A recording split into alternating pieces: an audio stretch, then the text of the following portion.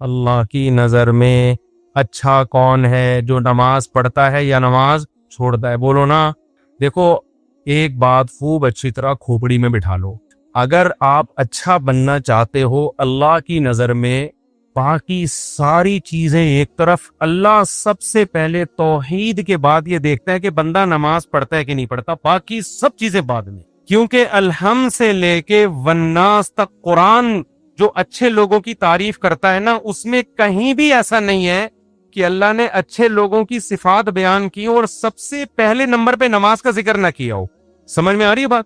دیکھو اچھا شہری کسے کہتے ہیں؟ آپ گورنمنٹ سے پوچھو، اچھے شہری میں سب سے پہلے کیا آئے گا؟ وائلنس ہی نہ پھیلاتا ہو، قوانین کی پابندی کرتا ہو، پھر ٹیکس دیتا ہو، وغیرہ وغیرہ نا، تو کئی ساری صفات لکھی ہوں گی۔ تو اللہ جب کہتا ہے نا میرے نیک بندے، ان میں سب سے پہلے اور سب سے زیادہ اہتمام سے اللہ جس صفت کو بیان کرتا ہے وہ کیا ہے؟ میرے نیک بندے نماز پڑھتے نہیں، نماز قائم کرتے ہیں۔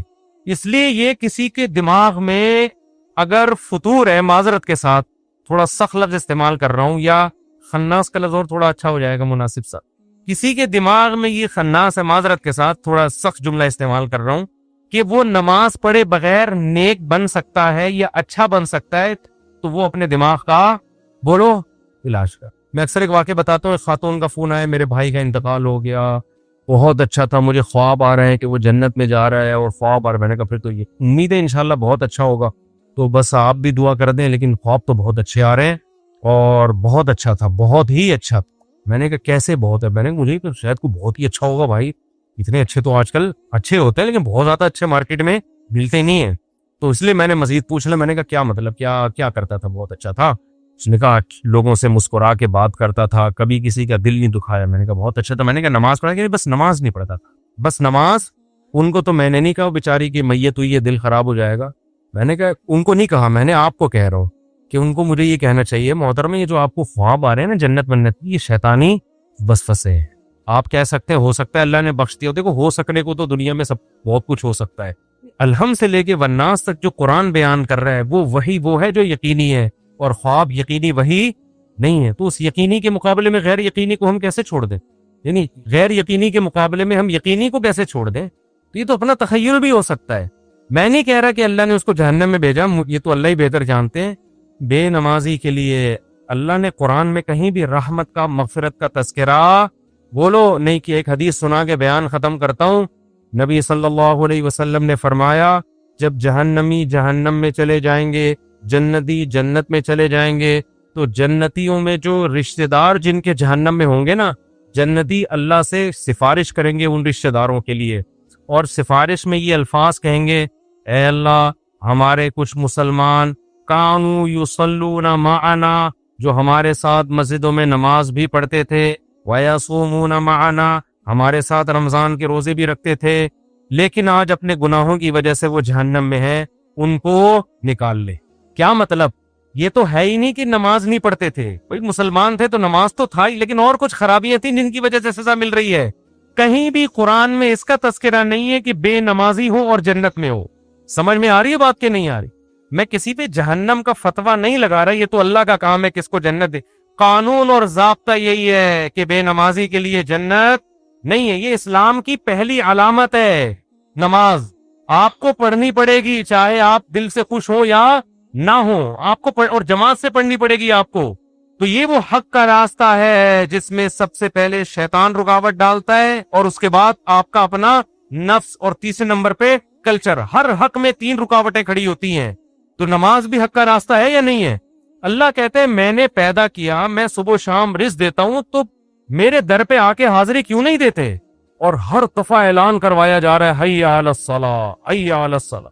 کسی حکم میں ایسی اناؤنسمنٹ دیکھو، رمضان کا اعلان ہلال کمیٹی کی طرف سے ہوتا ہے، خدا کی طرف سے بولو نہیں ہوتا۔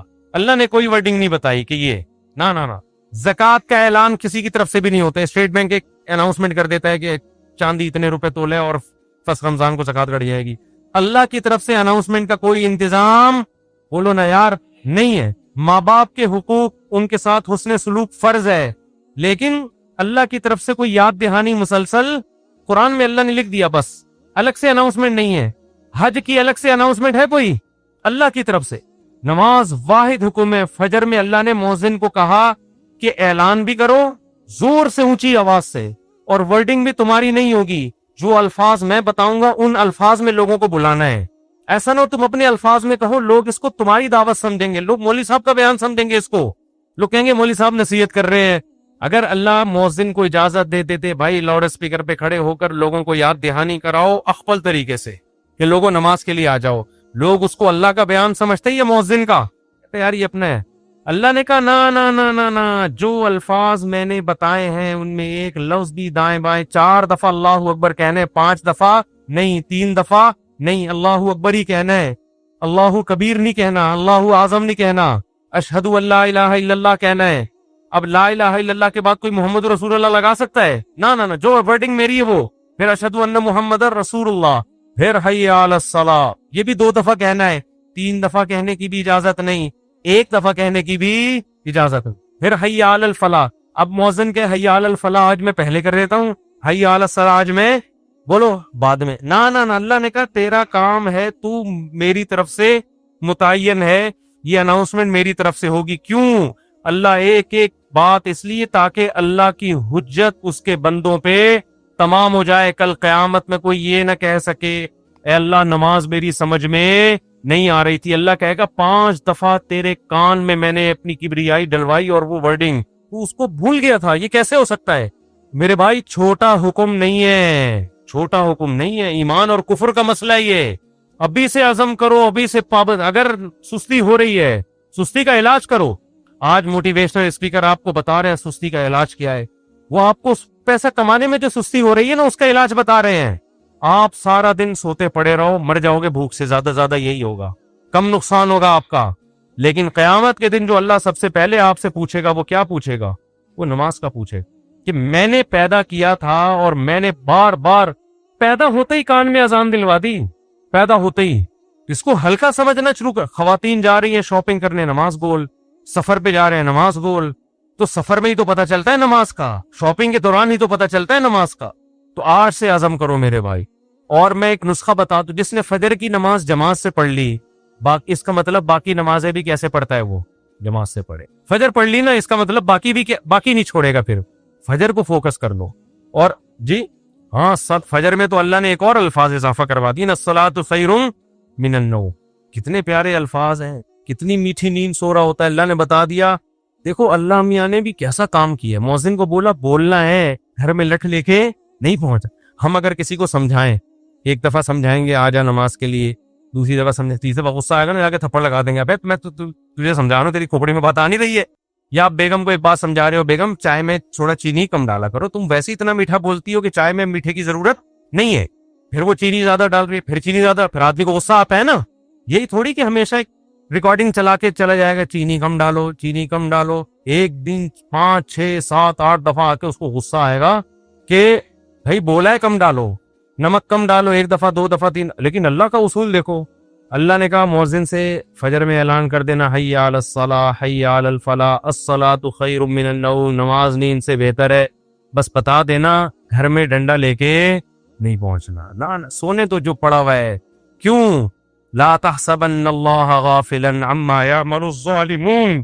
قرآن کہتا ہے ظالم جو کچھ کر رہا ہے اللہ کو اس سے غافل مت سمجھو. اللہ غافل نہیں ہے, اللہ حجت تمام کر رہا ہے, ابھی نہیں پوچھے گا. اگر پکڑنا شروع کر دے تو پھر آزمائش نہیں ہے.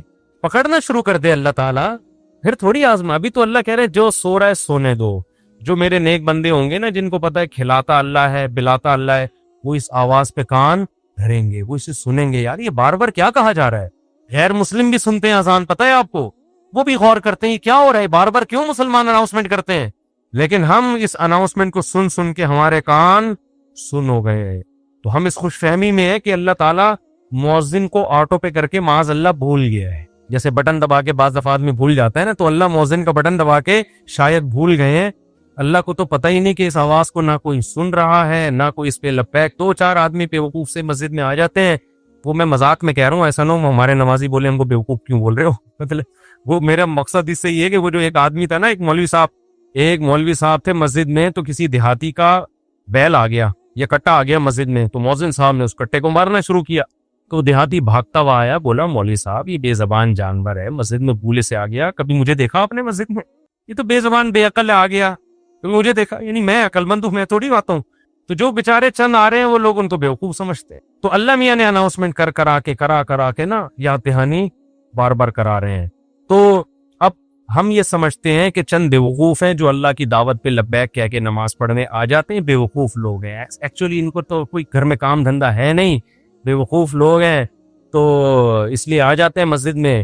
اصل تو جن کا قوم کے وسیع تر مفاد میں بھی کام کرنا ہے, ایکچولی ترقی کرنی ہے, بزنس کرنا ہے, ایجوکیشن ہے, کل پیپر ہے, وہ اگر فجر میں اٹھیں گے تو پیپر کی نیند پوری نہیں ہوگی, پیپر میں پیچھے رہ جائیں گے. جب رمضان کا روزہ غامدی صاحب کے نزدیک پیپر کی وجہ سے چھوڑنا جائز ہے تو فجر کی نماز کی کیا اوقات بنتی ہے؟ تو ایکچولی کر کے ایک دن موت کا فرشتہ آئے گا, بولے گا چل پتلی گلی سے نکل. پھر آدمی کہے گا میرا پلاٹ, میری جائیداد, میرا گھر, یہ سب ختم. تبلیغ جماعت میں وہ ہے نا حضرت مولانا کیا نام ہے ان کا, جو اجتماع میں بڑا اچھا بیان کیا تھا, انہوں نے بڑی پیاری بات کی, مولانا عباد اللہ صاحب, بڑی پیاری بات کی انہوں نے بیان میں, کہ لوگ کہتے ہیں ہم تبلیغ میں وقت لگائیں گے جب ہم سیٹ ہو جائیں گے. اس طرح لوگ کہتے ہیں ہم دین کی طرف یا نماز کی طرف آئیں گے جب ہم کیا ہو جائیں گے, ذرا سیٹ ہو جائیں. یار ایک فکروں سے تو آزاد ہوں, کہ تو شادی بھی ہے, پہلے جاب ہے, پھر بزنس ہے, اب سیٹ ہو جائیں گے نا سارے کاموں سے. وہ کہتے ہیں آدمی سیٹ کبھی بھی نہیں ہوتا. وہ سیٹ کیسے ہوتا ہے, انہوں نے بڑی پیاری مثال دی. ایسے سیٹ ہوتا ہے کہ وہ کہتا ہے میں سیٹ ہوں گا, ہو نہیں رہا, ایک مسئلے کے بعد دوسرا مسئلہ, دوسرے کے بعد تیسرا مسئلہ, ہوتے ہوتے ایک دن موت کا فرشتہ آتا ہے اور بالآخر اس کو قبر میں اتار دیتا ہے. پھر اس کے رشتہ دار اس کو قبر میں اتارتے ہیں اور دیکھتے ہیں اس کو قبلہ رخ کر کے ذرا صحیح طرح سے لٹاؤ. صحیح طرح سے لٹانے کے بعد پھر کیا کہتے ہیں, اب سیٹ. مردے کو کہتے ہیں نا اب یہ کیا ہے, اب سیٹ ہے, اب مٹی ڈال. اس سے پہلے پتھر نہیں رکھتے قبر میں جب تک مردہ سیٹ. پھر بھائی مردہ ٹیڑھا میڑا قبر میں پڑا ہوگا تو کوئی مٹی ڈالتا ہے؟ پہلے سیٹ کرتے ہیں نا اس کو. تمیز سے سیٹ کرنے کے بعد سب بیک زبان بولتے ہیں گورکن سے, اب پتھر رکھ دو. اب کیا ہے, اب سیٹ ہوا ہے. لیکن اب سیٹ ہونے کا فائدہ بولو, اب نہ تیرے قبر میں اذان کی آواز آئے گی تجھے, نہ کوئی الصلاۃ خیر من النوم سمجھائے گا, اور تیری جائیدادوں کو پیچھے لوگ کرنے والا سمجھ کے اڑ رہے ہوں گے. 2-4 دن یاد کریں گے ہمارے ابا نے ہمارے لیے بحریہ ٹاؤن میں کتنا اچھا پلاٹ بنایا, ہمارے ابا بہت اچھے تھے, کیوں چلے گئے دنیا سے. 3-4 دن کے بعد ویلیاں لگاتے ہوئے پھر رہے ہوں گے آپ کے بچے, کون سے ابا کہاں گئے, کیا ہوا, کوئی نہیں یاد کرے گا میرے بھائی. 4 دن میں سب بھلیاں. اور اولاد کو دین نہیں سکھایا وہ تو چوتھے دن ہی بھول جاتی ہے, دین سکھایا تو کم از کم موت تک دعاؤں میں یاد رکھ رہے ہوتے ہیں. تو اس لیے انسان کا بچہ وہی ہے میرے بھائی جو انگریزوں سے دھوکے میں نہ ہو, یہ لبرل لوگوں سے دھوکے میں نہ ہو. ایک موٹیویشنل اسپیکر کی میں تقریر سن رہا تھا ابھی, کبھی کبھار میں سنتا نہیں ان کی تقریریں, کلپ سامنے آ جاتے ہیں نا, شارٹ کلپ آج کل 1-2 منٹ کے آ رہے ہیں.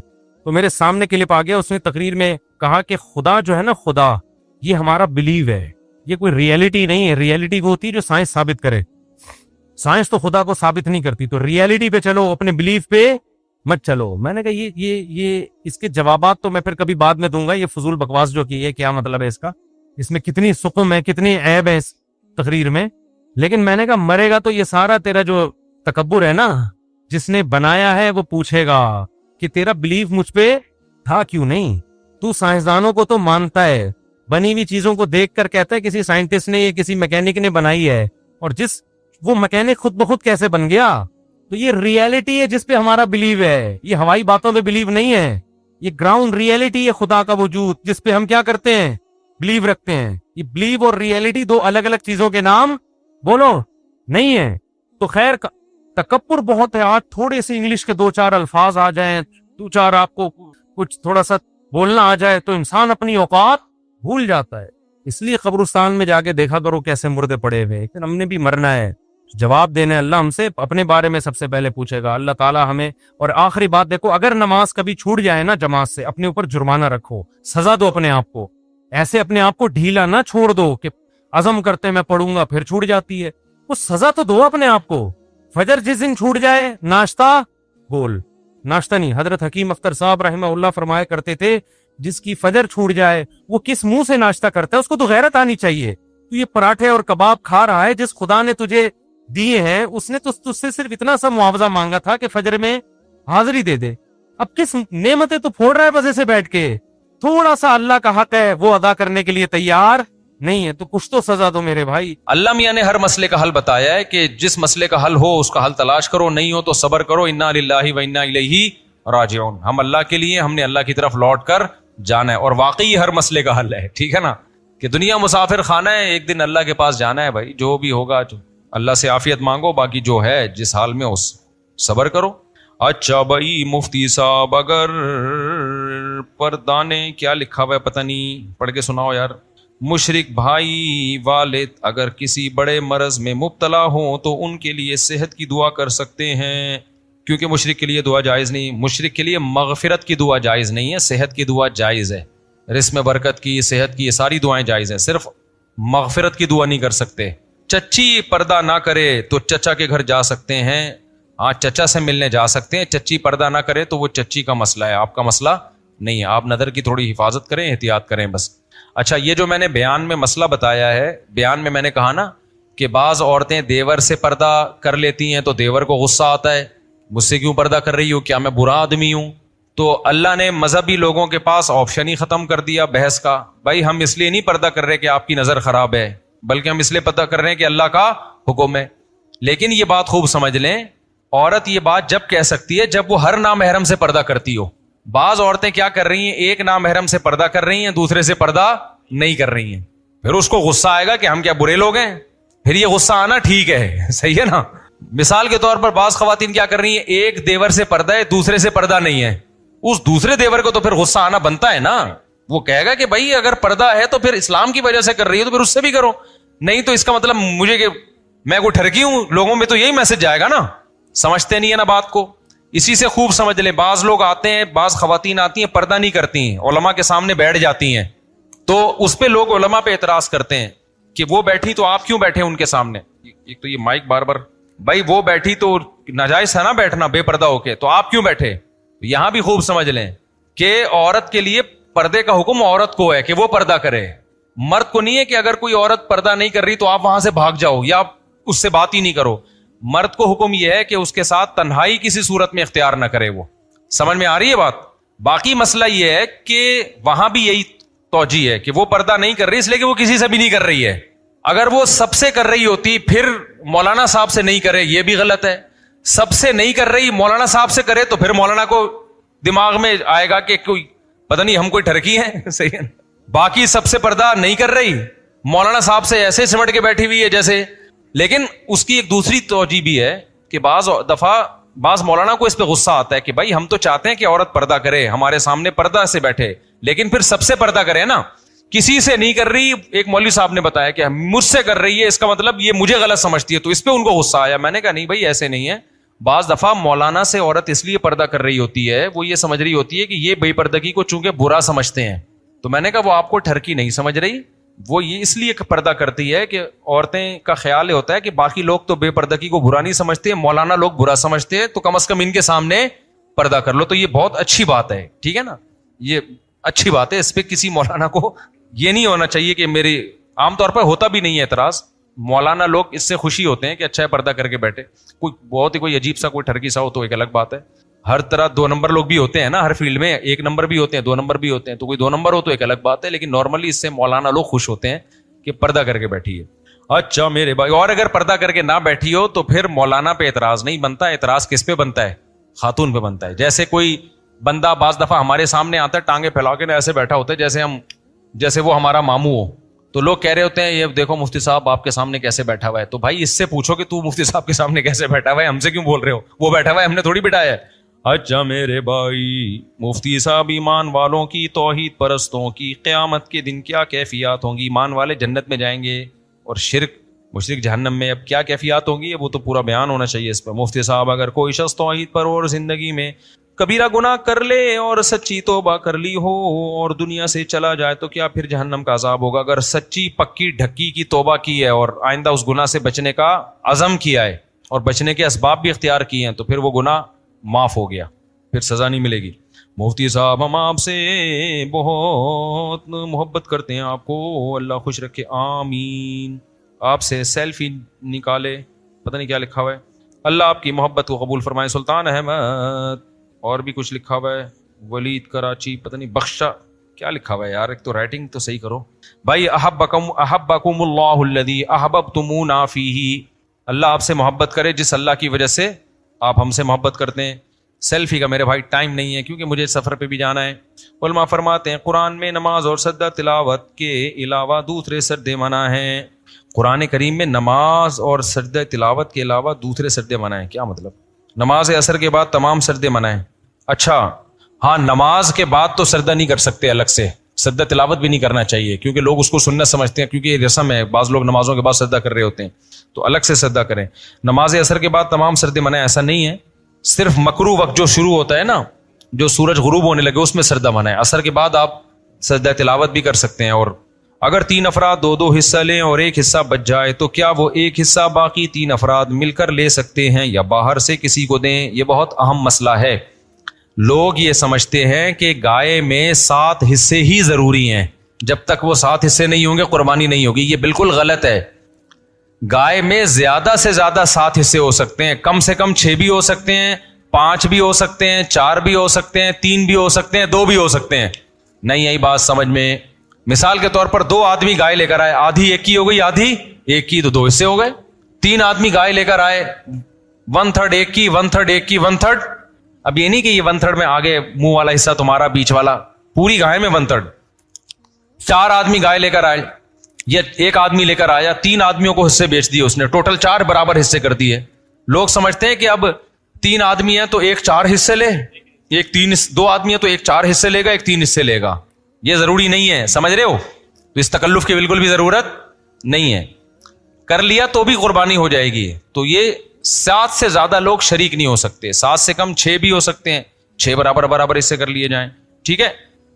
اچھا, گائے کے حصوں کو میرے بھائی خوب سمجھ لو. گائے یا اونٹ میں جب 7 لوگ یا 4 لوگ یا 3 لوگ شریک ہوئے تو جتنے بھی شریک ہوں گے تو خوب سمجھ لیں, گائے کے 7 حصے جو کیے جائیں گے یا 3 یا 4 حصے, وہ تول کے کرنا ضروری ہے, اندازے سے کرنا جائز نہیں ہے, چاہے سارے راضی بھی ہوں, کیونکہ گوشت سودی اموال میں سے ہے. ایک بوٹی بھی زیادہ چلی گئی تو وہ سود کے حکم میں ہوگی, کیونکہ جب ہم حصے تقسیم کر رہے ہوتے ہیں تو اصل میں بیع و شراء کا عمل ہو رہا ہوتا ہے, خرید و فروخت کا, کہ آپ کا حصے کا جو گوشت ہے وہ میں نے خریدا, اس گوشت کے بدلے میں جو میرے پاس ہے وہ میں نے آپ کو بیچا. تو گوشت کے بدلے میں جب گوشت بکتا ہے تو وزن میں تول ضروری ہے. ذرا سا بھی زیادہ ہو گیا تو وہ کیا ہے؟ ربا ہے, سود ہے. اور جب وہ سود اس میں شامل ہوگا تو وہ سب کے لیے ناجائز ہو جائے گا.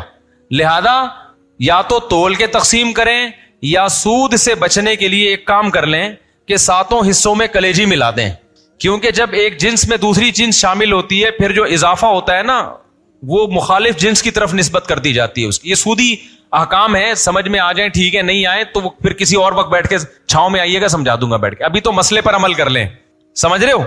تو آپ نے کیا کرنا ہے کہ جب گائے کٹے گی, ذبح ہوگی, 7 حصوں میں ڈیوائڈ کیا اس کو, 7 میں تھوڑی تھوڑی کلیجی رکھ دی, سمجھتے ہو؟ اور کلیجی کے بھی 7 حصے کیے شروع میں, 7 میں تھوڑا تھوڑا گوشت بھی رکھ دیا, تاکہ کلیجی میں بھی سود کا حکم نہ ہو اور گوشت میں بھی سود کا حکم نہ ہو. مخالف جنس جب آتی ہے نا تو اس کی مثال ایسے, جیسے 10 روپے کے بدلے آپ نے 9 روپے خریدے تو ناجائز ہو گیا نا, لیکن 9 روپے کے ساتھ ایک ماچس کی ڈبی ملا لو گے آپ, تو مخالف جنس جب ملاؤ گے تو ادھر جب 1 روپیہ زیادہ ہوا وہ اس ماچس کے مقابلے میں ہو جائے گا. تو ادھر اگر گوشت زیادہ ہو گیا تو کلیجی کے مقابلے میں ہو جائے گا, ادھر کلیجی زیادہ ہو گئی تو گوشت کے مقابلے میں ہو جائے گی. تو سود سے بچنے کے لیے یہ جائز طریقہ ہو جائے گا. ہیلے کی 2 قسمیں, ایک ہیلا وہ جو حرام کی طرف جانے کے لیے ہوتا ہے, ایک ہیلا وہ ہوتا ہے جو سود سے بچنے کے لیے ہوتا ہے. تو یہ ہیلا جائز ہیلا ہے. آج کل بعض اسکالرز ایسے آگے نہیں ہیلے اسلام میں جائز نہیں, تو ہیلا تدبیر کے معنی میں, کیونکہ ایسے ہیلے نبی نے خود بتائے ہیں ہمیں سود سے بچنے کے لیے. سمجھتے ہو کہ نہیں سمجھتے؟ تو اب آپ نے کیا کرنا ہے کہ ابے بھائی اس پہ کلپ بنا دینا. بقرعید کے بعد میرے قربانی پہ کلپ چل رہے ہوتے ہیں, لوگ کہتے ہیں اب وہ میں نے ترکی کو ووٹ دینے کا کہا طیب اردوغان کو, وہ جب جیت گیا تو میرا کلپ وائرل ہوا ہے کہ اس کو ووٹ دیں, اتنے دنوں بعد وائرل ہو رہا ہے. تو یہ پہلے ہی چلا دینا, آپ کی ذمہ داری ہے کہ قربانی کے حصے تقسیم کرنے کا شرعی طریقہ یا کچھ بھی ایسا کر دیں, کیونکہ لوگ پھر غلط مبتلا ہو جاتے ہیں. تو آپ نے کیا کیا, گائے جب ذبح ہو گئی, پہلے میں شروع سے پورا بتاؤں گا گائے کاٹنی کیسے ہے, بتا دوں, کیونکہ اس میں بڑی گڑبڑیں ہو رہی ہوتی ہیں. گائے کاٹنی کیسے ہے؟ پہلی بات, آپ قصائی کو کنٹرول کرنے کا طریقہ کسی انسٹیٹیوٹ میں جا کے سیکھیں آپ, کیونکہ گائے سے زیادہ بقرعید کے دنوں میں قصائی کو کنٹرول کرنا مشکل کام ہے. حقیقت بتا رہا ہوں آپ کو, قصائی گڑبڑیں کرتے ہیں. پہلی بات قصائی کیا کرتا ہے, کیونکہ اس کے پاس اس 3 دنوں میں نا بقرعید کے قصائی سے زیادہ مہنگا دنیا میں کوئی آدمی ہوتا نہیں ہے. 3 دنوں سے پہلے بچڑا جو مہنگا تھا نا, اب بچڑے اس کی ساری قیمت کدھر چلی جاتی ہے؟ قصائیوں کی طرف. اب قصائی کی ویلیو ہے.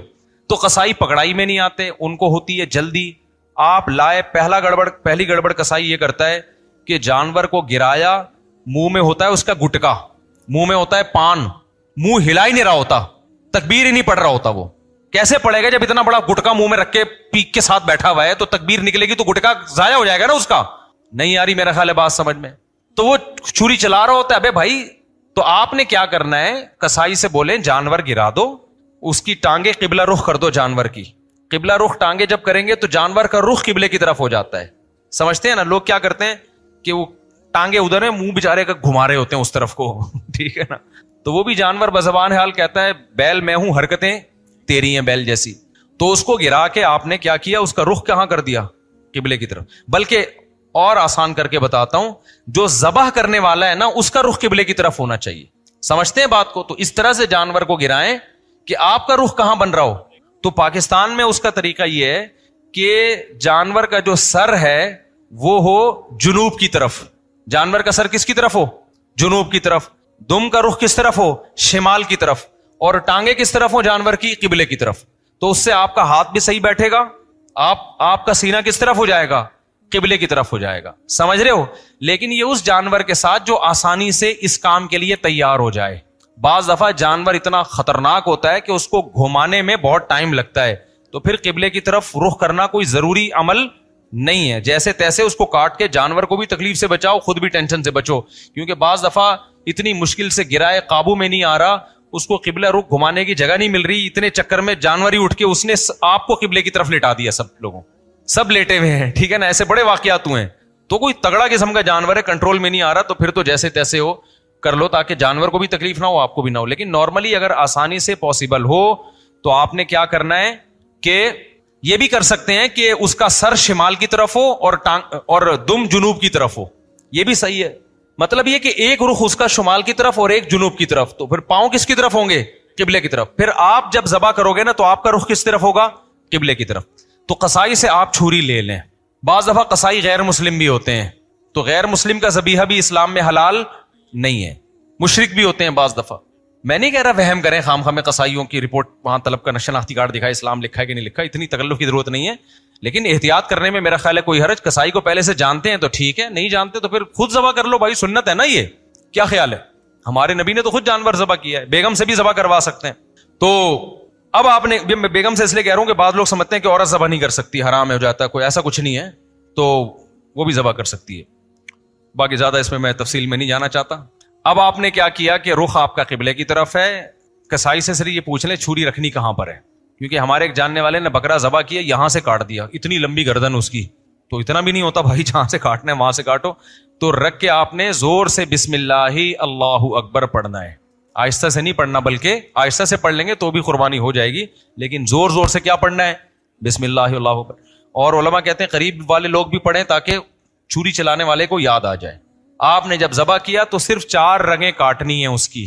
ایک نرخرا, یہ جو خوراک کی نالی ہے, ایک سانس کی نالی ہوتی ہے, اور 2 ودج ہوتی ہیں جو دل سے پریشر کے ساتھ خون دماغ کی طرف لے کے جا رہی ہوتی ہیں نا, 2 نالیاں, بہت پریشر سے اس سے خون نکلتا ہے. تو یہ 4 ٹوٹل نالیاں کٹ جائیں گی. اس کے بعد مزید کچھ نہ کاٹیں. آج کل قصائی کاٹتے چلے جاتے ہیں کیونکہ وہ چاہتے ہیں جانور جلدی ٹھنڈا ہو جائے, پھر جا کے وہ اندر نلی پہ چھورا مارتے ہیں اندر. اس سے جانور ٹھنڈا جلدی ہو جاتا ہے, لیکن اس کا نقصان کیا ہے کہ جانور کا خون جسم سے اچھی طریقے سے نہیں نکلتا. ذبح کرنے میں جو ایک بہت بڑی حکمت ہے وہ ہے کہ جانور کی باڈی سے اس کا خون نکل جائے سارا. خون اچھی چیز نہیں ہے. اب گورے بھی اس بات کو مان رہے ہیں, وہ بھی ذبح کی طرف آ رہے ہیں کہ بلڈ نکلنا چاہیے, خون میں بیماریاں ہوتی ہیں, خون کوئی انسانوں کے کھانے کی چیز نہیں ہے. تو اب اگر یہ حرام مغز میں جب وہ مارتے ہیں نا چھورا, اس سے جانور کے اعصاب ٹھنڈے ہو جاتے ہیں. تو دماغ نے جو باڈی کو میسج بھیجا ہوا تھا کہ ایمرجنسی لگی ہوئی ہے, تڑپو, اور باڈی تڑپ رہی تھی, اور اس کی وجہ سے خون کیا ہو رہا تھا؟ بہت تیزی سے نکل رہا تھا. تو جب وہ اس کا سارا نروس سسٹم ہی خراب ہو گیا تو باڈی کے احساس ختم, باڈی تڑپنا ختم, اور بلڈ نکلنا ختم. تو قصائی لوگ یہ کام کرتے ہیں تاکہ جب गोश्त के अंदर खून ज्यादा रहेगा ना, आम दिनों में ये इसलिए करते हैं कि गोश्त में खून रहेगा तो गोश्त का वेट ज्यादा होता है, तो इकोनॉमिकली उनको वो सस्ता पड़ता है। उसके नुकसान क्या होता है, पब्लिक को बीमारियां खाने को मिलती हैं। आम गोश्त जो मार्केट में मिल रहा है ना, उसमें क्या होता है, ब्लड रह जाता है, सही तरह वो ज़बा नहीं करते, छुरा मार देते हैं अंदर, जानवर ठंडा हो गया, गोश्त में बीमारियां रह जाती हैं खून की वजह से, वो नुकसान है। और बकरीद में क्या करते हैं, बकरीद में उनको जल्दी होती है, ये इकोनॉमिकली उनको नुकसान होता है कि अगर हमने जानवर के ठंडा होने का इंतजार किया तो इतनी देर में हम 10 बछड़े और गिरा सकते थे। हमें वसीम के यहाँ भी जाना है, गफ्फार के यहाँ भी जाना है, सत्तार के यहाँ भी जाना है, सारा ये थोड़ी कि हम इसके ठंडा होने का इंतजार करेंगे। तो लिहाजा वो फौरन क्या करते हैं, अंदर चाकू मार देते हैं, छुरा घोंप देते हैं ताकि ठंडा हो जाए जल्दी।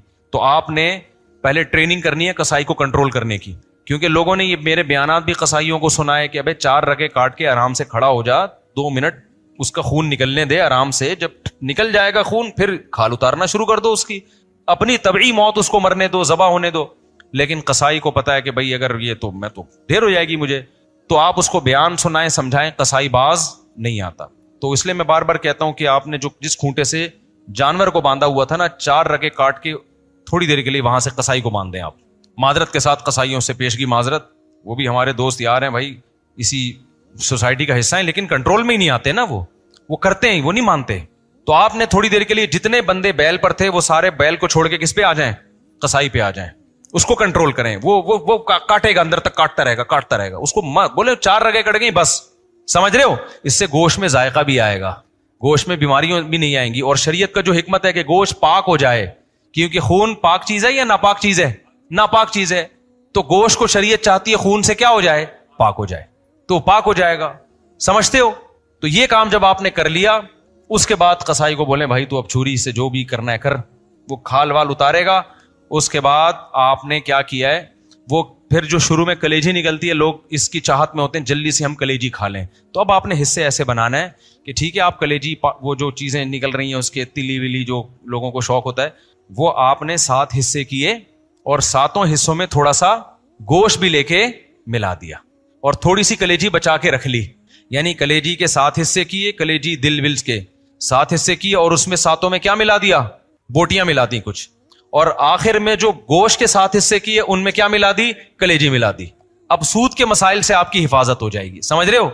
अब अगर कहीं थोड़ा ज्यादा थोड़ा कम भी चला गया ना, तो सूदी हकाम जारी नहीं होते। फिर आखिर में फिर भी बेहतर है तोल दें, ताकि लोगों को भी ना हो ना, तोलने में लोगों के दिल भी साफ रहते हैं कि पता नहीं क्या ये बर्तन में नहीं होता सही दफा, समझ रहे हो कि नहीं समझ रहे। ये काम आपने करना है। एक अहम बात, कसाई को उजरत में गोश्त देना जायज नहीं है। कसाई की आपने उजरत तय की, भाई ये जानवर ज़बा होगा और इसके इतने हिस्से होंगे और ये सब के तुमने करना है, तुम्हें इतने पैसे दिए जाएंगे। अगर वो कहता है मैं पुट का गोश्त लेके जाऊंगा, तो कुर्बानी के जानवर के गोश्त को कमीशन या उजरत के तौर पर इस्तेमाल बोलो नहीं कर सकते, क्योंकि इसका मतलब आप उस गोश्त से मुआशी फायदा उठा रहे हो, पैसे बचा रहे हो ना एक तरह का। आपके हमने तो पैसे उसको पूरे दिए, तो पैसे पूरे दिए, लेकिन ये एग्रीमेंट का हिस्सा है।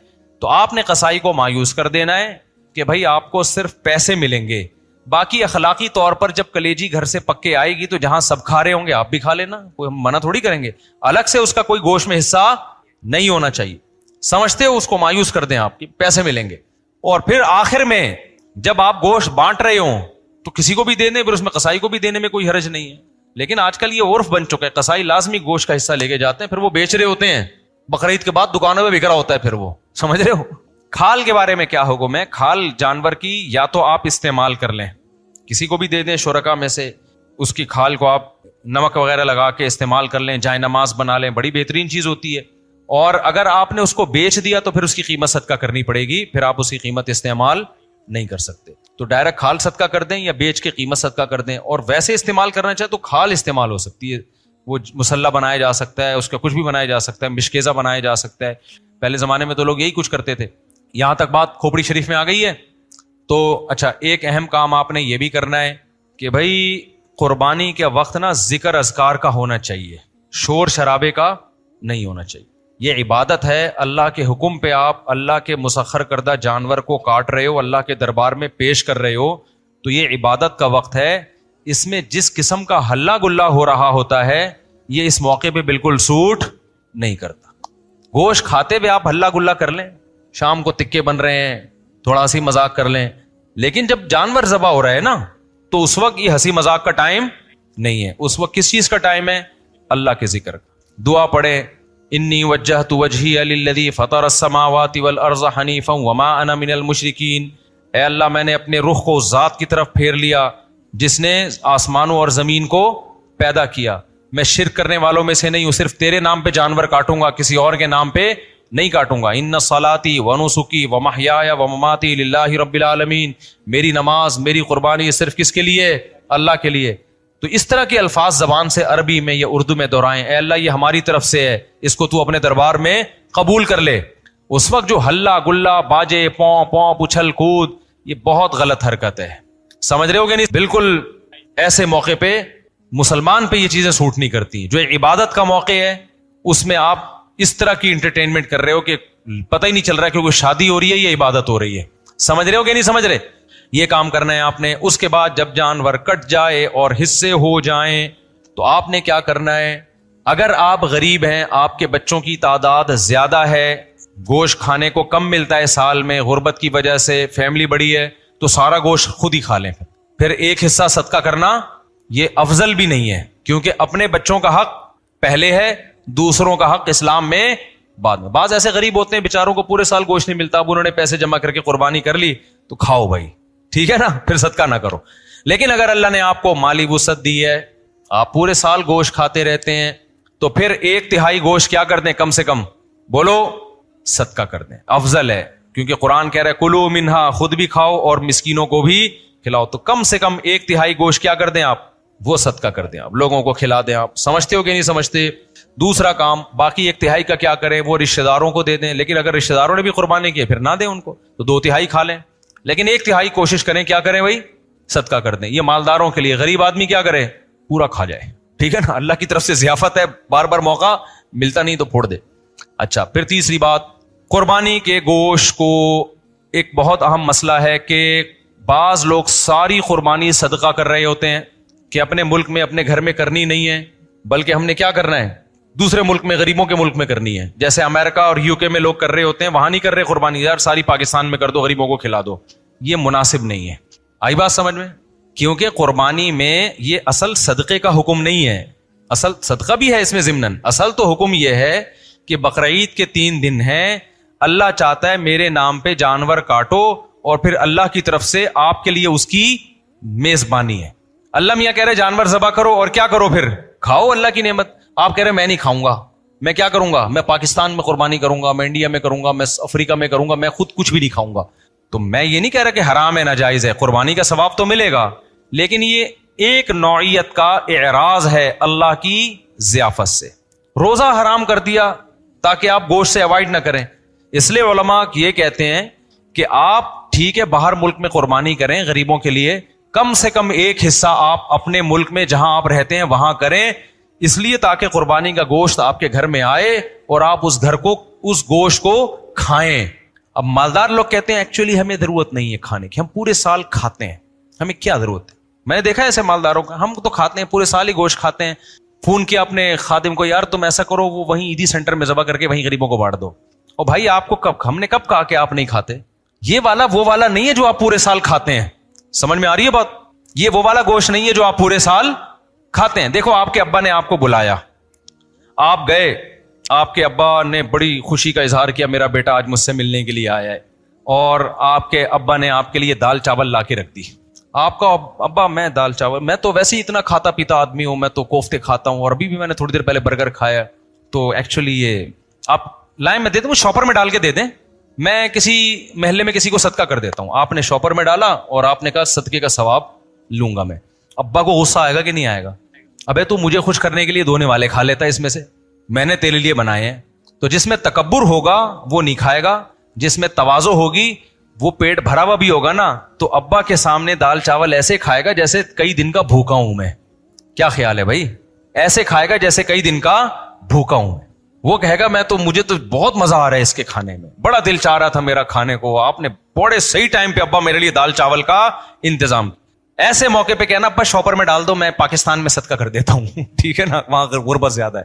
تو یہ جو باہر ملکوں میں, لندن میں, امریکہ میں لوگ اپنے گھر میں ذرا بھی قربانی نہیں کرتے, یہ غلط کرتے ہیں, ٹھیک ہے آپ پاکستان غریب ملک ہے, یہاں بھی قربانی کر لیں, لیکن اگر ایک ہی حصہ کرنا ہے نا تو پھر اپنے گھر میں کریں, صدقہ بعد میں کر دینا آپ, کیونکہ اللہ میاں یہ گوشت, یہ وہ بکرا نہیں ہے جو آپ روزانہ کاٹ کے کھاتے ہیں, یہ وہ بکرا ہے جو کون کھلا رہا ہے؟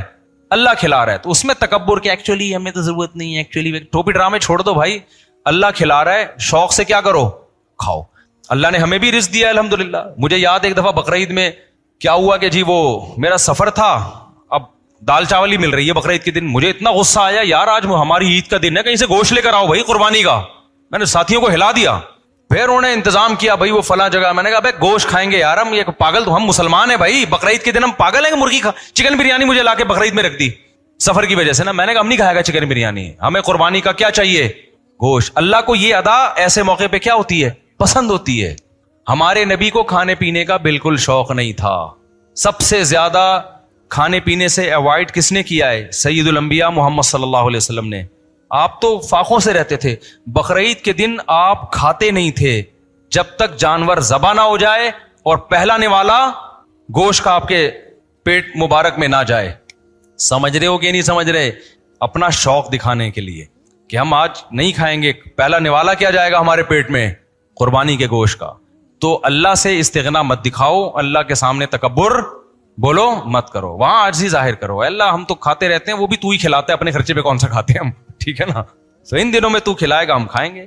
تو اس لیے بقرعید کو کوشش کریں ناشتہ بھی نہ کریں قربانی کے, لیکن یہ قربانی کے گوشت جب ٹائم پہ مل جائے, ورنہ آج کل جو قربانی کا گوشت کسائی لوگ اثر میں تیار کر رہے ہوتے ہیں تو پیٹ کمر سے چپک کے خود قربانی کا بکرا بنا ہوا ہوتا ہے آدمی. پہلے زمانے میں ٹھک ٹھک ٹھک قربانی ہوتی تھی.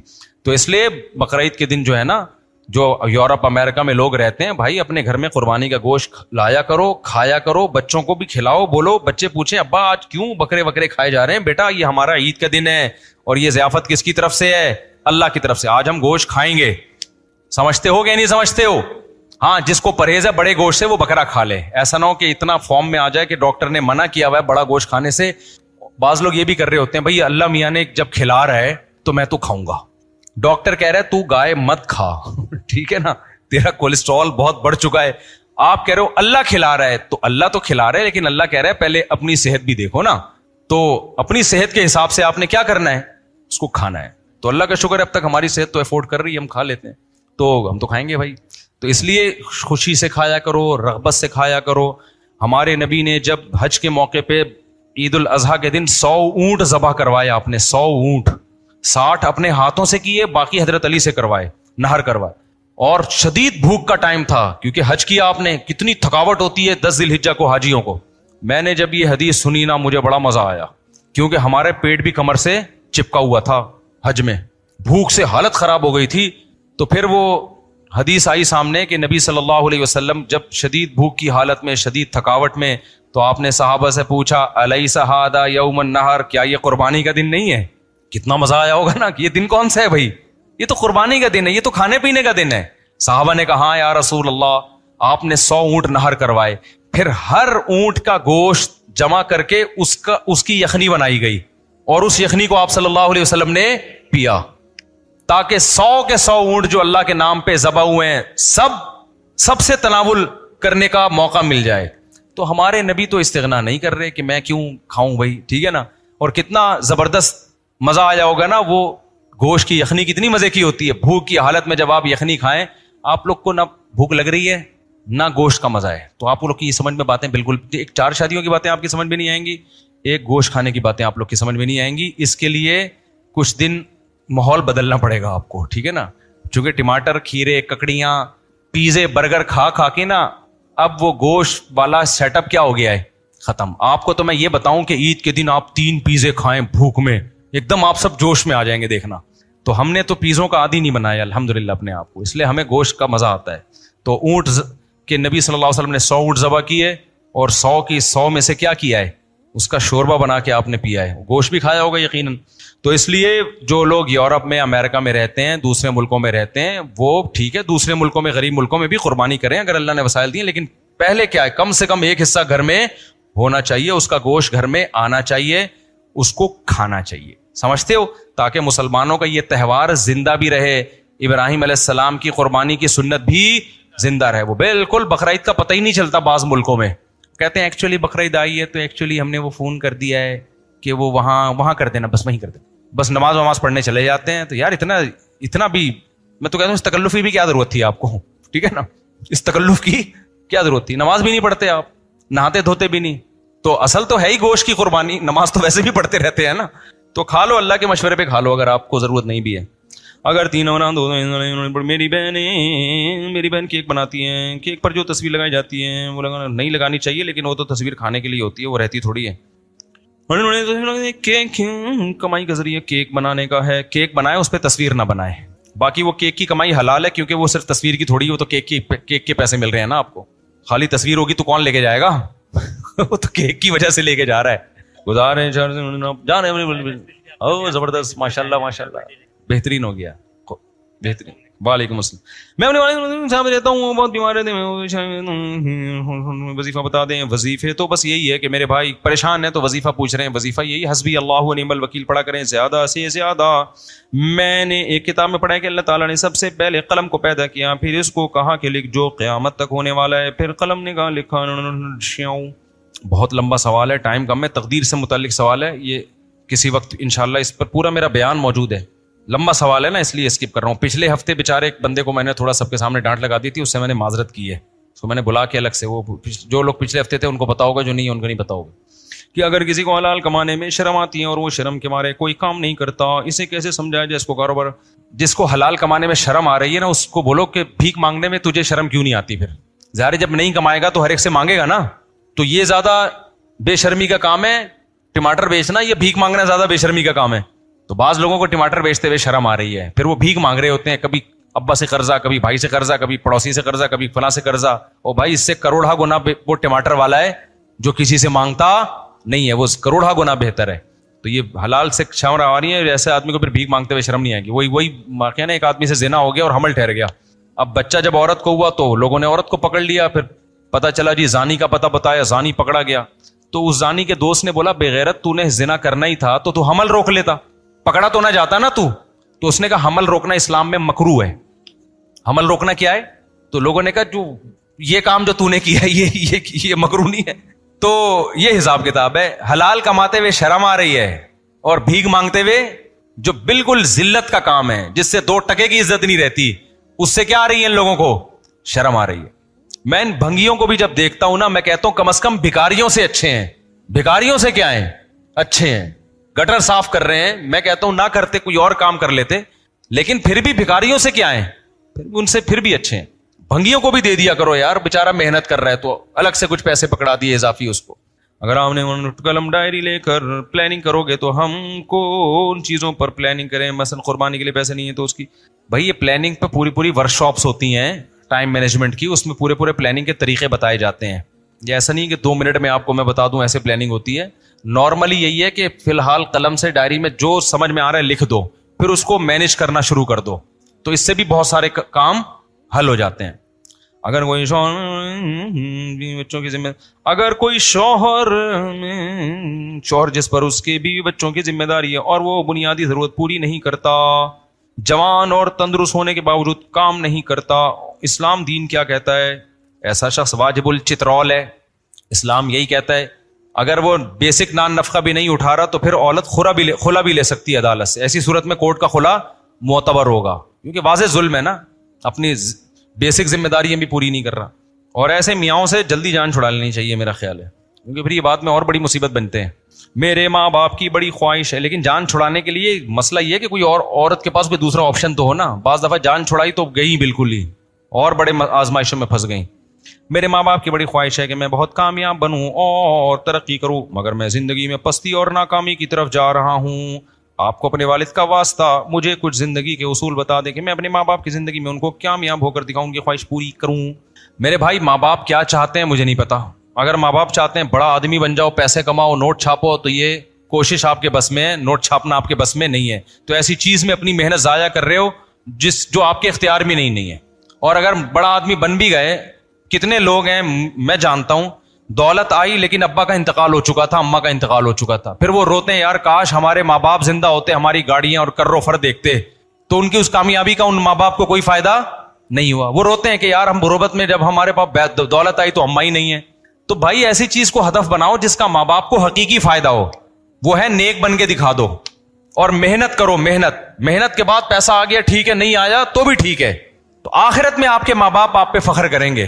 قارون نے اپنے ابا اماں کو خوش کرنے کے لیے بڑا پیسہ کمایا ہوگا, لیکن ابا اماں بولیں گے قیامت کے دن نہ کماتا تو زیادہ اچھا تھا. دنیا میں تو ابا قارون کے بھی بڑے خوش ہو گئے تھے کہ یار بڑے نوٹ چھاپ رہا ہے آج کل میرا بیٹا, لیکن آخرت میں ابا کہے گا قارون کا بیٹا یہ غلط سمت پہ چلا گیا, موسیٰ کے ساتھ ہو جاتا, غریب رہ جاتا, وہ زیادہ اچھا تھا. سمجھتے ہو؟ اور موسیٰ علیہ السلام کے پاس آخری عمر تک دولت نہیں آئی, لیکن موسیٰ کی ماں قیامت کے دن خوش قسمت ہوگی. وہ کہے گی اس موسیٰ کی وجہ سے قرآن میں میرا ذکر ہے. وَأَوْحَيْنَا إِلَىٰ أُمِّ مُوسَىٰ, ہم نے موسیٰ کی ماں کو وحی کی. تو اولاد جب نیک بنتی ہے تو ماں باپ کے لیے فخر کا ذریعہ بنتی ہے.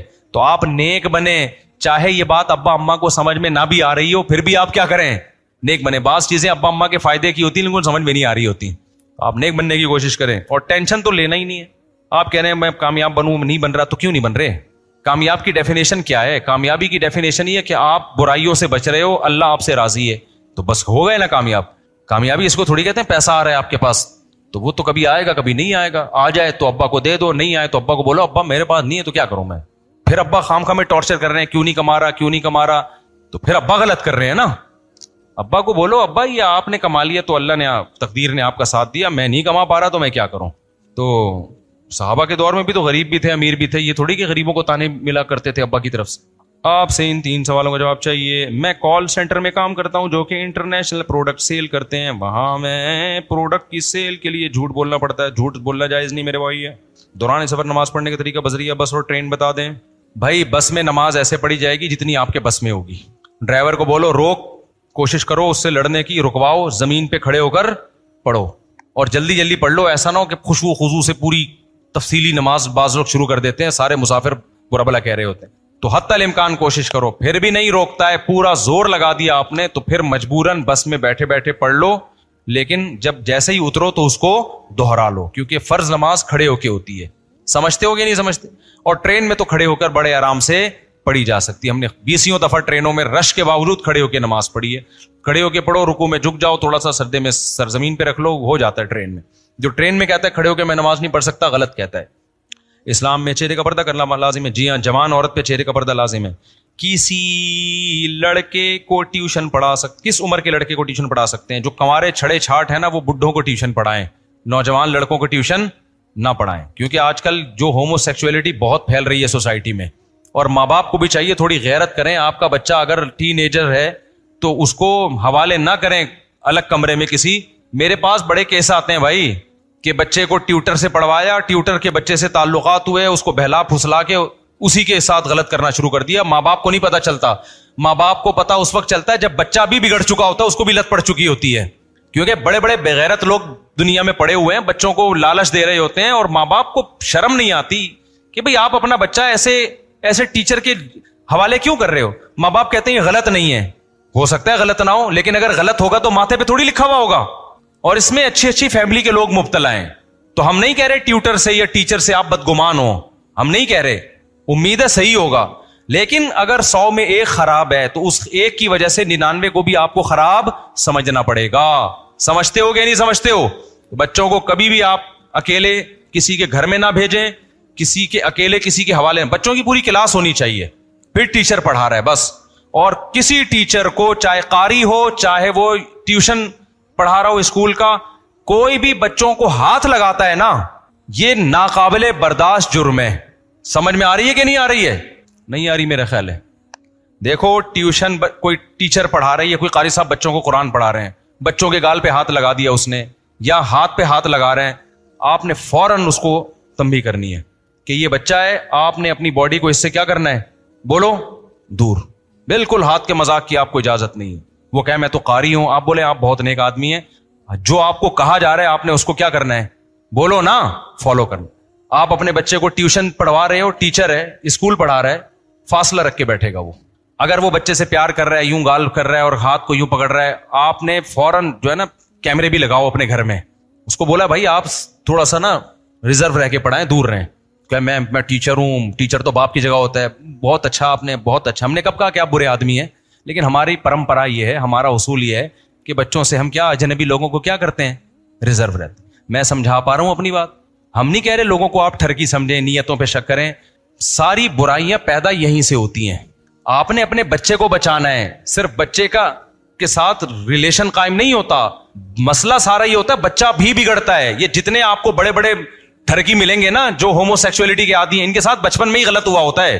اور بچہ بعض دفعہ شرم کی وجہ سے بتا نہیں رہا ہوتا اپنے ماں باپ, وہ ڈر رہا ہوتا ہے ابا مار نہ دے مجھے, پیٹ نہ دے, وہ بتا نہیں رہا ہوتا, اور وہ لوگ کھیل رہے ہوتے ہیں ان کے جذبات سے. تو بچوں کے ساتھ ہاتھ کا مذاق بولو نہیں ہے.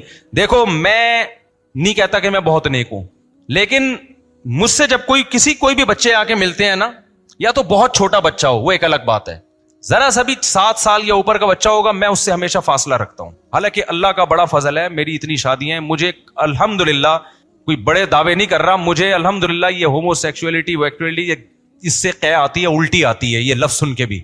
اس کے باوجود میں کیا کرتا ہوں, ادھر بیٹھو بس, زیادہ نہیں چپکنے دیتا کسی بچے کو. وجہ اس کی یہ کہ ماحول آپ ایسا بنائیں کہ لوگ اس عمل کو برا سمجھیں, بچوں کے لپٹنے کو, بچوں کے گود میں آ کے بیٹھنے کو, اجنبی شخص کے لوگ اس عمل کو کیا سمجھیں, برا سمجھیں. آئی بات سمجھ میں؟ تو فاصلہ, دور بیٹھنا ہے. مولوی صاحب ہو ان سے بھی دور بیٹھنا ہے, ڈاکٹر صاحب ہیں ان سے بھی بچے نے دور بیٹھنا ہے, رکشے والے سے بھی بچے نے بولو نا دور بیٹھنا ہے. رکشے والے کی گود میں بٹھا دیتے ہیں بچے کو لے جا کے. تو ہم کسی سے بدگمان نہیں ہو رہے, لیکن اسلام کا حکم ہے احتیاط. یہ دور فساد کا دور ہے, یہ دور, بلکہ میں یہاں تک کہتا ہوں اپنے بچوں کو کزنوں سے بھی دور رکھو. شادی بیاہ میں اکثر یہ ہوتا ہے کہ بچے کزنوں کے ساتھ چپک کے ایک بستر پہ سو رہے ہوتے ہیں, کہ بارات آئی ہوئی ہے نا, سارے ایک ہی ٹبر کا ٹبر ایک ہی گھر میں ہے, تو پھر نہیں پتا ہوتا کون کہاں سو رہا ہے. کزنوں سے یہ بیماری پھیلتی ہے. آپ کے 10 کزن ہیں, ان میں ایک اگر خراب ہوگا نا, وہ تاک کے ایسا بچہ تلاش کرے گا کہ مجھے اس کے ساتھ سونے کی جگہ ملے وہ رات, اور پھر وہ اس کو بھی خراب کرے گا. تو بچوں کو جب کہیں شادی بیاہ گیدرنگ ہوتی ہے تو آپ نے نظر رکھنا ہے اپنے بچے. ماں کا کام ہے یہ, زیادہ بچے ماں کے ساتھ زیادہ اٹیچ ہوتے ہیں. ماں کا کام ہے نظر رکھے کہ میرے بچے کو کوئی کزن وغیرہ تو نہیں اس کے ساتھ زیادہ فری ہو رہا, کوئی اس کے ساتھ لیٹنے کی کوشش تو نہیں کر رہا, کوئی اس کو تنہائی میں لے کے تو نہیں جا رہا چیز دلانے کے بہانے. سمجھ رہے ہو؟ میں نہیں کہہ رہا کہ اس بچے کے کزن خراب ہیں, خوب سمجھ لو, کیونکہ پھر میرے بارے میں لوگ یہ کمنٹس کرتے ہیں اچھا یہ ان کو ٹھڑکیوں سے ہی واسطہ پڑا ہے. بھائی نیک لوگ ہیں, سارے نیک لوگ ہیں الحمدللہ, لیکن ہم نے کیا کرنی ہے, 100 میں 1 خراب ہونے کی وجہ سے احتیاط 99 سے کرنی ہے, کیونکہ ماتھے پہ نہیں لکھا ہوگا جو خراب ہوگا. اور جو بغیرت خراب ہوتا ہے نا, وہ اخلاق کا بہت اچھا ہوتا ہے, سب سے اچھا دیکھنے میں لگے گا وہی آپ کو. وہ بڑا بنا ہوا ہوگا, نہیں وہ بڑا اچھے بات کر رہا ہوگا, خدمتیں بھی بڑھ چڑھ کے آپ کی وہی کر رہا ہوگا تاکہ آپ اس پہ زیادہ اعتماد کریں. سمجھتے ہو کہ نہیں سمجھتے؟ تو اپنے بچوں کو دور رکھو, کزنوں سے بھی کھیلیں, کزنوں کے ساتھ سونے کی کوئی اجازت نہیں ہے, نہ تنہائی میں اکٹھا بیٹھنے کی اجازت. بھائی کھیلو کودو, تھپڑ مارو, مارم پیٹی کھیلو, بھاگو دوڑو, اس حد تک ٹھیک ہے. اس سے زیادہ بیڈ پہ چپک کے سو رہے ہیں, اور جناب وہ کزنوں کے ساتھ, لڑکیوں کے ساتھ سو رہی ہیں چپک کے, بالکل غلط ہے, اس کی قطعاً اجازت نہیں ہے. ہاتھ کا مذاق, باڈی کا مذاق, زبان سے مذاق ٹھیک ہے. کیا کہہ رہے ہیں, کیا بول رہا ہے؟ ہاں وہ جم میں بھی ٹرینر بھی ایسے ہوتے ہیں, یہ صحیح کہہ رہے ہو آپ. تو وہ ٹرینر کیا کر رہا ہوتا ہے, سارے ٹرینر نہیں ہوتے بھائی, جو میرا بیان سن رہے ہیں ان کے علاوہ کی بات کر رہا ہوں, وہ آپ کو نا ہاتھ بار بار لگا رہا ہوتا ہے. اب آپ یوں کرو, یہ جو ہومو سیکسولیٹی کے عادی ہوتے ہیں نا, جن کو ہم جو کہتے ہیں وہ ممبر پہ نہیں کہہ سکتا, ابے ان کے لیے ایک مخصوص لفظ ہے نا, اب وہ ممبر پہ مناسب نہیں ہے نا, وہ ہوتے ہیں یہ لوگ. تو یہ بہت طریقوں سے اپنی ٹھڑک پوری کرتے ہیں. یہ عید کے موقع پہ آپ سے چپک کے گلے ملیں گے, آپ سمجھ رہے ہو کہ اس کو زیادہ عید کا مزہ آ رہا ہے, اس نے روزے زیادہ اچھے رکھے ہیں, یہ چھوڑے گا ہی نہیں آپ کو, آپ سمجھ رہے ہو بہت اچھے ہیں. اور پھر یہ جب ٹریننگ آپ کو کروائیں گے جم میں, تو بلا وجہ آپ کی باڈی پہ ہاتھ لگا رہا ہوگا. ابے تو دور سے کھڑے ہو کے بتا دے یار, تو ہاتھ کیوں لگا رہا ہے, مت لگانے تو ہاتھ. سمجھ رہے ہو ہاتھ کا مذاق کیا ہے, غلط ہے, دور رہو یار, وہیں سے بتا دو, ہمیں سمجھ میں آ جائے گا کیا کرنا ہے. سوئمنگ پول میں اس طرح کے ٹھرکی ہوتے ہیں, گھس جاتے ہیں, وہاں آپ کو سوئمنگ سکھانا شروع کر دیں گے. تو مسجدوں میں بھی ہوتے ہیں, آ کے نماز میں چپک کے کھڑے ہو جائیں گے, آپ کے پاؤں کے ساتھ اپنا پاؤں, بچوں کے ساتھ نا اپنا پاؤں ملانا شروع کر دیتے ہیں. ان کو تھوڑی سی لیڈ چاہیے بس, کہیں سے بھی ان کی ٹھڑک پوری ہو رہی ہو نا, پوری ٹھڑک نہ ہو, کہیں جہاں سے بھی مل رہی ہو, ہاتھ ملائیں گے, چھوڑیں گے نہیں ہاتھ, یوں دباتے رہیں گے. یہ سارے ٹھڑکیوں کی مختلف قسم کی کیا ہیں, علامتیں. میں نہیں کہہ رہا جو ہاتھ ملا رہا ہے زور سے تو آپ اس کو بدگمان ہونا شروع ہو جائیں, لیکن میں بتاتا ہوں کہ یہ لوگ یہ کام بھی کر رہے ہوتے ہیں. تو آپ نے اپنی بھی, جو بچے ہیں وہ اپنی بھی حفاظت کریں, اور ماں باپ بچوں کی حفاظت کریں, بڑوں کے ساتھ ان کو بیٹھنے نہ دیں, اپنے رشتہ داروں میں بھی نہ بیٹھنے دیں ان کو. آج کل تو یہ چچا مچا میں بھی بہت کچھ ہونے لگا ہے, حالانکہ محرم رشتے ہیں, چچا کا رشتہ بڑا مقدس ہے, بدگمان نہ ہو جائیں. لیکن اگر آپ کی بیٹی جوان ہو گئی ہے تو ایسے, کیونکہ لوگ فلمیں دیکھ رہے ہیں فحش اور حرام کاریاں دیکھ رہے ہیں انٹرنیٹ پہ, پھر ان کی ٹھڑک بہت اوپر پہنچی ہوئی ہوتی ہے. پھر بھتیجی بانجی اور اس طرح کی چیزوں میں ہزاروں میں کچھ لوگ ایسے ہوتے ہیں, ایک آدھ ایسے ہوتے ہیں جو خراب ہو جاتے ہیں. تو ان ایک آدھ کی خرابی کی وجہ سے وہ 999 سے بھی احتیاط بولو کرنی پڑتی.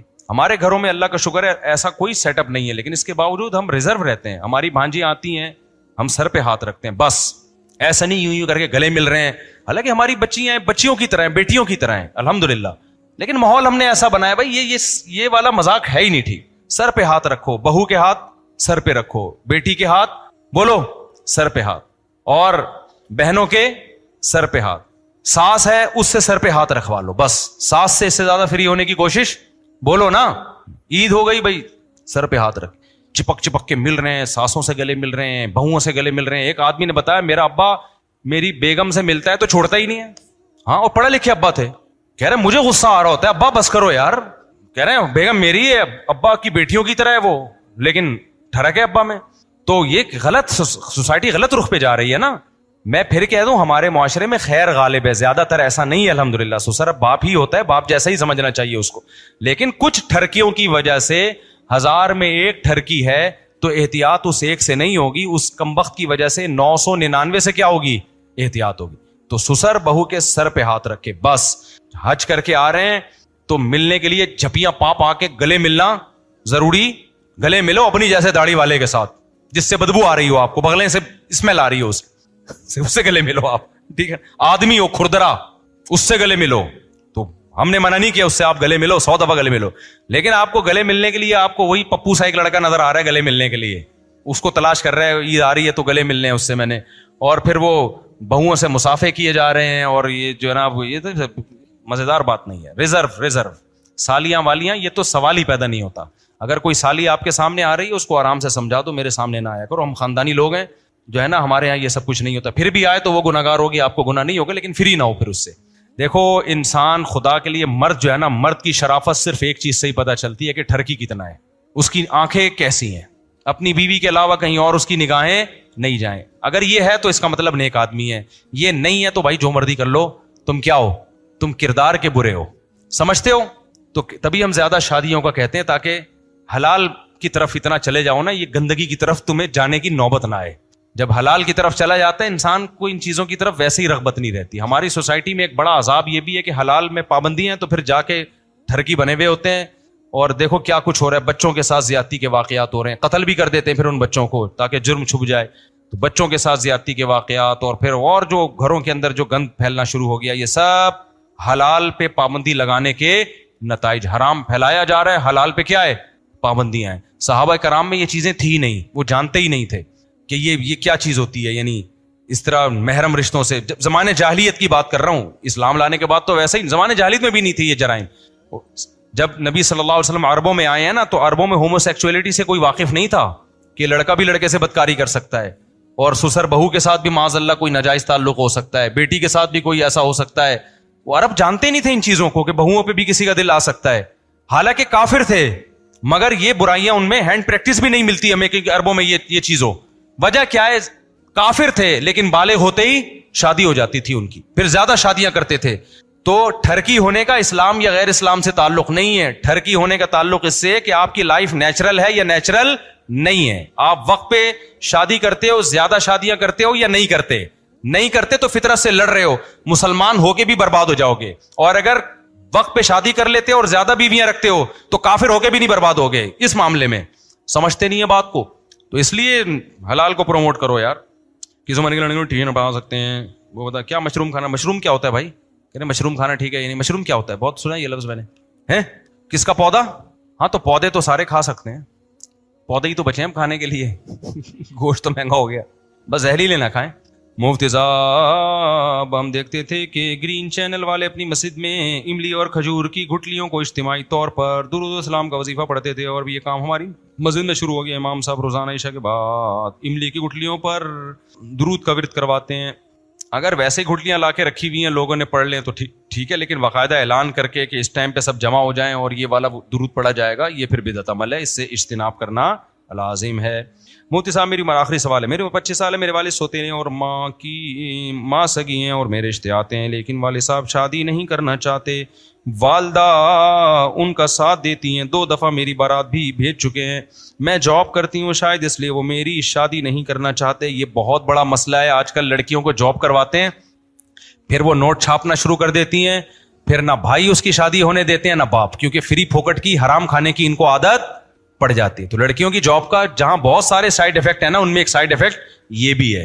ہم تو قائل ہی نہیں ہے لڑکیوں کی جاب کے. عورت گھر کی 4 دیواری میں اچھی لگتی ہے بھائی, اور پھر وہ آپ سے محبت بھی کرے گی, آپ کا انتظار کرے گی. اس کو دیکھنے کے لیے آپ کے علاوہ کوئی ہے نہیں. آپ سفر پہ جاؤ گے, آپ کے لیے وظیفے پڑے گی کہ میرا میاں واپس آ جائے. آپ صبح جاب پہ جاؤ گی, شام کو انتظار کرے گی میاں واپس آ جائے. اگر آپ نے جاب پہ بھیج دیا اس کو وہاں باس نظر آ رہا ہے, اس کو وہاں آپ سے زیادہ ہینڈسم بندے نظر آ رہے ہیں, پھر اس کو پیسہ نظر آ رہا ہے, تو وہ کہے گی یہ مکھنچوک پتہ نہیں کیوں پھلترو کی طرح ابا نے میرے ساتھ لگا دیا ہے. خام خا کا پھلترو کی طرح کیا لگ گیا ہے, چپک کے ایک بندہ لگ گیا ہے. تو گھر کا سسٹم کیا ہوگا, خراب. تو یہ نیچرل نہیں ہے, یہ انگریزوں سے آئی ہے. انگریزوں کا کوئی خاندانی نظام ہے ہی نہیں. ہم تو خاندانی لوگ ہیں بھائی, ہمارے یہاں بیوی بھی ہوتی ہے, بچے بھی ہوتے ہیں, پوتے بھی ہوتے ہیں, نواسے بھی ہوتے ہیں, بہویں بھی ہوتی ہیں, داماد بھی ہوتی ہیں. تو خاندانی لوگوں کے یہ کام نہیں ہے. تو مجبوری میں جاب کر رہی ہے ایک الگ بات ہے. نارملی میرے بھائی دیکھو, اور گھر والے بھی کیا کہہ رہے ہیں بھائی مدرسے میں پڑھانا ہے. بھائی مدرسے میں دین کی تبلیغ کی نیت سے تو پڑھاؤ بھائی. مرد پڑھا لے کے چلو تنخواہ ملے گی, گھر کی عورت کو گھر سے باہر اس لیے کہ تاکہ کما کے لائے, میں سمجھتا ہوں یہ قابل برداشت بولو نہیں. بھائی حالات آ جائیں گے تو حالات آئیں گے تو کوئی بات نہیں. سوکھی روٹی میں بھی چائے میں ڈبو کے کھاؤں گا, گھر والوں کو بولا آپ بھی چائے میں ڈبو کے کھاؤ. ڈبو کے کھانے کا اپنا مزہ ہے. تو ہم نے یہ عزم کیا ہوا تھا بھائی کچھ بھی ہو, فاقے ہونا شروع ہو جائیں, جو میرے بس میں ہوگا میں کمانے کی کوشش کروں گا. گھر کی عورت کو میں اپنے حالات سناتا اچھا نہیں لگتا انسان کو, لیکن موٹیویشن کے لیے بعض دفعہ بتانا پڑتا ہے. ہم نے ہر طرح کے حالات دیکھے, ہم نے کہا نہیں بھائی گھر سے, اور شادیاں بھی ہوئی بھی ہیں. ایسے موقع پہ تو لوگ کہتے ہیں ہمیں کمانے والی چاہیے, 2 بیویاں ہو گئی ہیں, بچے ہیں, بھائی میں افورڈ نہیں کر سکتا, تیسری ہمیں چاہیے جو جاب کر رہی ہو. ہم نے کہا نا بھائی تیسری بھی ہمیں وہ چاہیے جو گھر میں ہو, چوتھی بھی وہ چاہیے جو گھر میں رہے, پہلی بھی ایسی دوسری بھی ایسی. اب خرچے بڑھ رہے ہیں تو تیرا باپ کمائے گا, ٹھیک ہے نا, جتنا کما. پھر اللہ نے برکت بھی دی. تو مرد کی کمائی میں اللہ نے برکت رکھی ہے. جس مرد کو عورت کی کمائی جس کو منہ کو لگ گئی نا, وہ مرد بڑا ڈھیٹ ہوتا ہے, بتا دوں آپ کو. اور پھر یہ چیز اس کی نسلوں میں ٹرانسفر ہوتی ہے. پھر تمہارے بیٹے بھی بن جائیں گے گھر میں بیٹھ کے کھانے والے. پھر وہ حشر ہوگا جو فلپائن کا ہوا ہے. فلپائن میں یہ رواج چلا کہ عورت بھی کمائی مرد بھی کمائے. تھوڑے دنوں میں یہ ہوا ہے صرف عورت ہی کمائے گی, مرد بیٹھ کے کھائے گا. اور یہ اپاہج پنا آ رہا ہے ہماری سوسائٹی میں. اس لیے آدمی بنو, پجامہ مت بنو. نہیں آئی بات سمجھ میں؟ آدمی بنو, پجامہ. دیکھو یہ ڈیزائن پجامے کا بھی ہوتا ہے, یوں یوں کر کے ایک ڈیزائن ہوتا ہے نا, یہ پجامے کا بھی وہی ڈیزائن ہوتا ہے جو آپ کا ہے. اصل میں اندر سے پتا چلتا ہے کہ یہ آدمی ہے, یہ کیا ہے, پجامہ ہے. تو آدمی اسے کہتے ہیں جو کہتا ہے بھائی جیسے تیسے حالات ہوں, کمانا کس کی ذمہ داری ہے, بول لو نا میری ذمہ داری, میں کما کے کھلاؤں گا. فاقے پڑیں گے کوئی بات نہیں بھائی, آپ بھی فاقے میں. اگر بیگم کہے میں نے اس فاقے میں نہیں رہنا تو بھائی نہیں رہو, کوئی بات. ہمارے نبی نے ایسا ہی کیا تھا. امہات المومنین کے گھر میں جب فاقے پڑنا شروع ہوئے تو امہات المومنین نے کہا بھائی یہ تو گزارا مشکل ہو رہا ہے, کھانے کو ہی نہیں ہوتا. تو ہمارے نبی نے یہ تو نہیں کہا کہ ٹھیک ہے آپ لوگ بھی جاب کر لیں اور میں بھی دیکھتا ہوں. ہمارے نبی نے فرمایا بھائی میں تو اسی طرح ہی چلوں گا, آپ نے رہنا ہے, آپ میرے ساتھ رہیں. اللہ نے آیتیں نازل کی کہ اپنی ازواج کو کہہ دیں کہ اگر اسی طرح گزارا کرنا ہے تو نبی کے ساتھ گزارا کرو, نہیں کرنا تعالینا امتعکن واسرحکن سراحا جمیلا, میں آرام سے چھوڑ دیتا ہوں, پھر کسی مالدار سے شادی کر لو. تو آپ نے اپنے اصولوں پہ سمجھوتا بولو نہیں کرنا, اپنے خاندان کو تباہ نہیں کرنا. آپ کی پرمپرا ہونی چاہیے, آپ کی نسلوں میں یہ بات کہ ہمارے خاندان میں مرد کماتے ہیں, عورتیں کھاتی ہیں, چاہے جیسے مرضی حالات ہو جائیں. ہاں کوئی الگ کوئی مجبوری ہو, کوئی وہ ایک الگ بات ہے. جیسے بعض دفعہ عورت کی ضرورت ہے وہاں پہ, اب آپ نے اپنے گھر کی عورت کو نہیں بھیجا, کوئی دوسری عورت چلی جائے گی جو خراب کر دے گی. جو اسکول ہے جیسے اب بچیوں کے اسکول کے لیے کوئی اچھی ٹیچر کی ضرورت ہے, آپ کی گھر کی خاتون اچھا پڑھا سکتی ہے, آپ نے نہیں بھیجا تو کوئی دوسری چلی جائے گی. آپ کی وائف ڈاکٹر ہے, صحیح ہے نا, وہ صحیح علاج کر سکتی ہے, آپ نے نہیں بھیجا تو کوئی 2 نمبر چلی. تو قوم کے اجتماعی مفاد میں کچھ کام کیے جا سکتے ہیں, لیکن صرف کمانے کی نیت اس میں نہ ہو. کمانا کس کی ذمہ داری ہے؟ تو کہیں کوئی اجتماعی مفاد ہو تو ایک الگ بات ہے. نارملی بھائی کرنا کیا ہے, جیسے مرضی حالاتوں, عورت گھر میں رہنے کا سمجھتے ہو, بچوں کی تربیت کرے, گھر میں رہ کے کھائے. اس کو بتائیں کہ تم گھر کی تم رائل فیملی سے تمہارا تعلق ہے. رائل فیملی کی عورتیں جاب کرتی ہیں, کھاتی ہیں نا وہ, تو آپ بولا آپ رائل رکشے والا بھی ہو, بولو بیگم تم گھر کی جو ہے نا مالکن ہو, تم کھاؤ گی. ہم کیا ہیں, ہم گدھے ہیں جو ہم کما کے لائیں گے تمہارے لیے. تو اس میں دیکھو برکت ہوگی, اللہ تعالیٰ برکت دے گا, نسلوں میں یہ چیز چلے گی. ورنہ فیملی پلاننگ والے 2 بچے 1 بچہ اور بیگم جب تک دونوں مل کے نہ کمائے. میں فرانس میں تھا نا, تو وہاں بھی لوگوں نے کہا آپ ٹھہرے ہیں تو کائنڈلی یوں. میں نے کہا بھائی جان ہم وہاں 19 افراد کو کھلا رہے ہیں الحمدللہ, بچے بیگم سب ملا کے ٹوٹل. ایک دن میں نے اندازہ لگایا تھا 18 یا 19 کو اس طرح کی. وہ اصل میں چینجنگ اتنی جلدی جلدی آتی رہتی ہے تو پتہ نہیں چلتا. تو میں نے کہا بھائی ہم تو جب بھی پہلے غریب تھے تو بھی اولاد بھی بڑھ رہی تھی, گھر والے بھی کی تعداد بھی بڑھتی جا رہی تھی, اب بھی ہیں. اب جتنا ٹائم گزر رہا ہے, ابھی ایک صاحب کل آئے, وہ کہتے ہیں میں نے پہلی شادی کی میں غریب تھا, دوسری کی اور فاقے پڑے, تیسری کی غریب, چوتھی کے بعد ان صاحب نے بتایا کہ رزق کے دروازے ایسے کھلے ہیں کہ ایسا لگ رہا ہے دروازے پھاڑ کے رزق آ رہا ہے. میں نے کہا تم نے اللہ پہ توکل کیا نا, اس توکل کا اللہ نے تمہیں بدلہ دیا ہے. اگر کیلکولیٹر لے کے بیٹھے رہتے تو اٹکے بھی پہلی پہ رہتے اور اس کو بھی نہیں مل رہا ہوتا. نہیں یاری بات, یہ بچوں کے لیے باتیں یہ ہیں ہی نہیں. سوری, میں معذرت چاہتا ہوں, یہ غلطی ہو گئی, میں اپنے الفاظ واپس لیتا ہوں. میں پتہ نہیں کہاں کیوں یہ فضول قسم کی بڑوں والی باتیں آپ لوگوں میں کرنا شروع کر دیتا ہوں یار, یہ میری غلطی ہے, اس میں معذرت چاہتا ہوں. اچھا میرے بھائی, یہ آدھا سوال پڑا تھا بیچارے کا, آدھے میں ہی کھچائی کر لی اس کی. تو میرے بھائی وہ کہہ رہے ہیں کہ کہتے ہیں اب میں ایک لڑکے کو پسند کرتی ہوں, اس نے بھی بہت دفعہ اپنی والدہ کو میرے گھر رشتے کے لیے بھیجا لیکن وہ نہیں مان رہے, جبکہ لڑکے کے گھر والے راضی ہیں اور کہتے ہیں کہ نکاح کو کر لو, ہم ساتھ کھڑے ہیں. مگر میں ولی کے سلسلے میں معلومات لینا چاہتی ہوں. بھائی ایک تو ستیلا باپ ویسے بھی ولی نہیں ہے, دوسرا جب وہ رشتہ کرنے ہی نہیں دے رہا تو اس کی ولایت تو ویسے ہی ختم ہو گئی ہے. تو ایسی صورت میں جائیں کورٹ میں شادی کر لیں جا کے, کوئی گناہ نہیں ہوگا. اس پورے معاملے میں میری رہنمائی فرما دیں, اگر بغیر ولی کے رشتہ ہو جائے تو کیا میں نکاح کر کے واپس اپنے باپ کے گھر ان کو آ کے بناؤں؟ سوتیلے باپ نے پالا ہے اگر تو ٹھیک ہے, اس کے احسان ہے, لیکن نکاح سے نہیں روک سکتے وہ تو. اور ویسے بھی بعض ہوتے ہیں کہ رشتے آ رہے ہیں دلچسپی نہیں لے رہے, تو دلچسپی ایک آدمی نہیں لے رہا ہے اس کا مطلب وہ ولایت اس کے ساقط ہے. تو ایسی خاتون کو چاہیے, کیونکہ لڑکیوں کے نا تھوڑا سا بھی لیٹ ہو جائے رشتے بند ہو جاتے ہیں, آج کل بڑے مسائل کھڑے ہو جاتے ہیں. تو ایسی صورت میں ان کو چاہیے کہ کورٹ جا کے شادی کر کے ابا کو بتا دیں ہو گئی ہے, منانے کی کوشش کریں, مان جائیں ٹھیک ہے, نہیں مانے تو آپ کو گناہ نہیں ملے گا. اپنی زندگی کسی کی وجہ سے برباد نہیں کرنی چاہیے. اتنا تو سگے ابا کو روکنے کا حق نہیں ہے, ٹھیک ہے نا, تو ستیلے کہاں سے روکے.